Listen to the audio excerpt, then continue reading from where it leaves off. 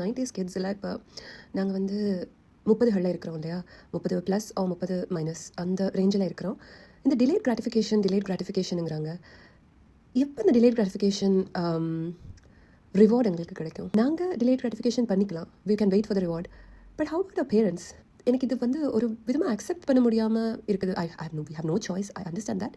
But இந்த மாதிரி think பண்ணுறவங்க இருக்கிறாங்க. ஓகே, பிக் மணி பில்ட் பண்ணணுமெண்டா we have to delay the gratification. எனக்கு புரியுது. பட் எனக்கு அது வந்து ரொம்ப அன்ஃபேராக இருக்கிற மாதிரி ஒரு ஃபீலிங் இருக்குது. அண்ட் லைஃப்பில் எல்லா விஷயத்துக்குமே வந்து டிலே கிராட்டிஃபிகேஷன் பண்ணிக்கணுங்கிற அவசியம் இல்லை அப்படின்னு தோணுது. இதே மாதிரி தாட் ப்ராசஸ் நிறைய பேருக்கு இருக்குதான்னு எனக்கு தெரியல. If somebody thinks the same way, can you please let me know as well? Okay, இந்த வீடியோக்கும் நான் பேசுகிறதுக்கும் எந்த சம்மந்தமுமே இல்லை.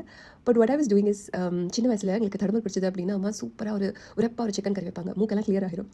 ஸோ இங்கே ஆஸ்திரேலியா வந்ததுக்கு பிறகு தனி லைஃப் ஸ்டார்ட் பண்ணதுக்கு பிறகு ஸ்டூடெண்ட் லைஃப் பேசிக்கலி அதில் இருந்த பிறகு ஒர்க் லைஃப். இப்போது இந்த கோ டு திங் தடுமல் பிடிக்கும்போது வந்து நல்லா காரமாக இந்த நூடுல்ஸ் ஒரிஜினலியே ரொம்ப காரம், அதில் இருக்க அந்த மசாலா கொஞ்சம் காரமாக தான் இருக்கும். But we add more chilli to it. So எனக்கு இது போட்டாலவே காணாத மாதிரி இருந்தது, நிற்கிற மாதிரி. மேபி என்னோட நாக்கு டேஸ்ட்டை லூஸ் பண்ணிட்டேன்னு நினைக்கிறேன்.